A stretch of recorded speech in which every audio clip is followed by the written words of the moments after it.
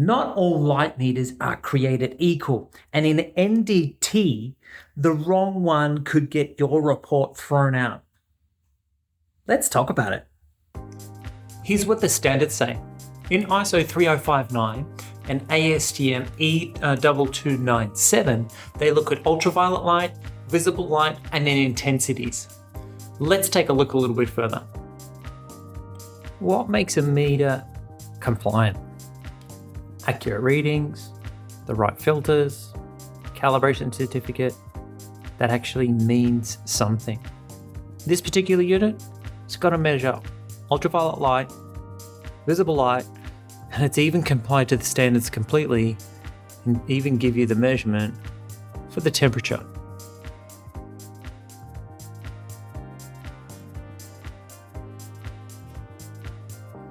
And one of the great things about this particular light meter, because it does measure ultraviolet and white light, here we're doing here in a reasonably dark room, right next to the computer.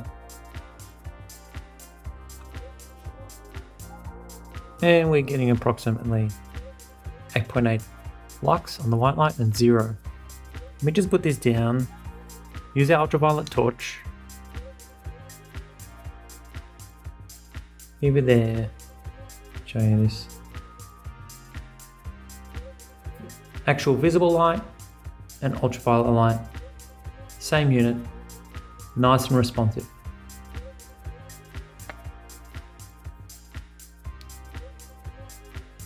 Now here's a couple of giveaways that help you identify if your ultraviolet light is reasonably good quality anyway. If it is telling you straight away that is good sunlight, time to chuck it in the bin. Now also, if it takes a long time, like 30 seconds to stabilize in a reasonably ambient room, good light that's not fluctuating, and it's taking too long to stabilize, tells you your unit is on the blink, time to replace it too. Let's break ISO 3059 down a little bit further. Now, one of the first things it does talk about is light sources. So if we're doing contrast methods, a MAC particle, it does talk about the light color.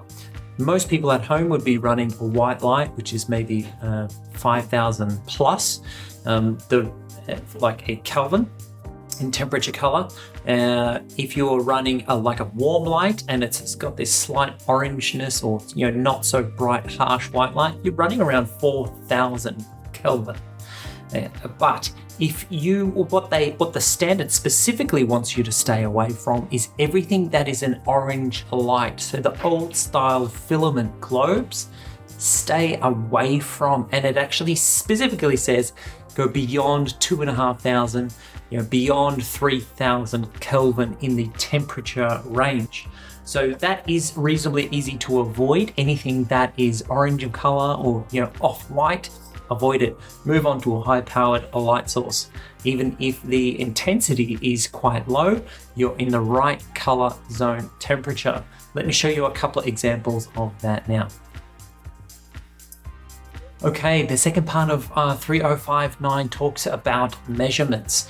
If you're going to remove the penetrance, it wants you to be aware of the minimum light requirements. If you're going to do an inspection, it goes into a higher intensity of brightness. And if some cases, it even says at a minimum of 1,000 lux. So your light meter has to be reasonably sensitive at that low range. 350 if you're removing penetrance. If you're doing an inspection, you're doing it at 500 lux or greater, and in some applications 1000 lux. Sometimes it's easy to achieve.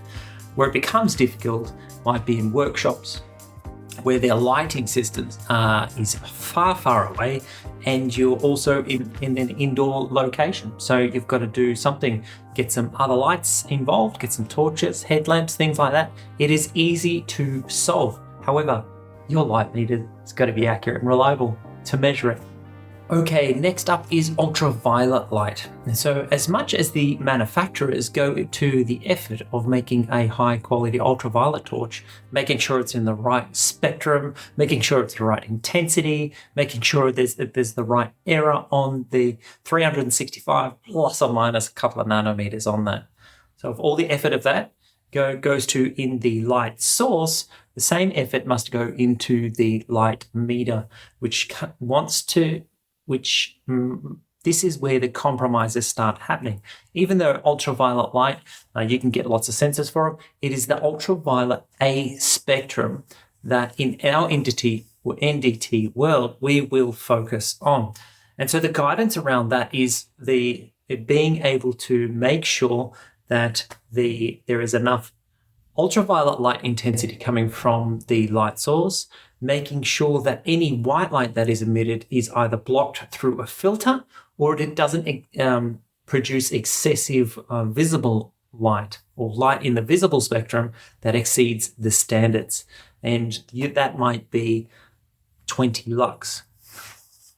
Also in the standard is ultraviolet light and the requirements for the measurement of the irradiance. So illuminance will be used for visible light and irradiance for ultraviolet light. The standard specifically says, okay, at least 1 watt per meter squared, which through some calculations is 1,000 microwatts per centimeter squared. Most people work with the microwatts because of the type of devices and the such low outputs of the devices, like this particular handheld torch. Some instruments or some light sources are significantly more. Also, for safety, ISO 3059 specifically talks about light sources not exceeding 5,000 microwatts. So unless you really want to go to the sauna and get a tan, get a bit more melatonin on your skin, don't need a source that overdoes it. Even though there's so many on the market and that all sounds fantastic, more ultraviolet light, you only need to go over 1,000. And the sweet spot is around 3,000. Oh yeah, one thing I nearly forgot.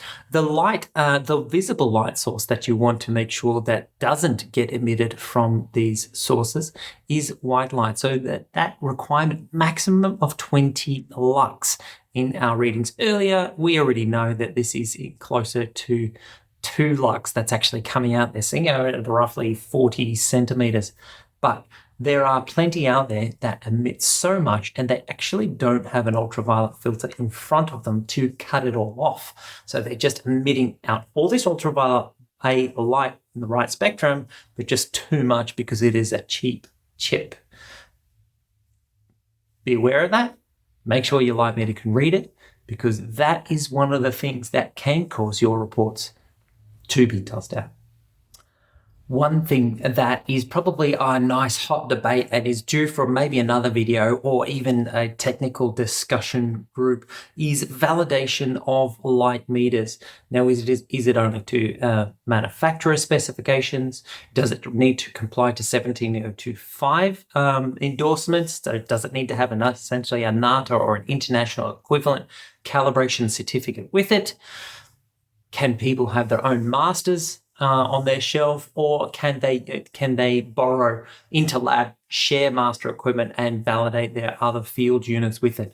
Definitely another conversation for another day. I hope you found this video helpful. And if you want to discover a little bit more, allow us to check out your previous certificates and we'll give you some guidance to see if you're not going to fail an audit, or if you want to check out how we can provide the right tool, short-term or long-term, then reach out to us. Thanks very much. My name's John from Simplifi NII.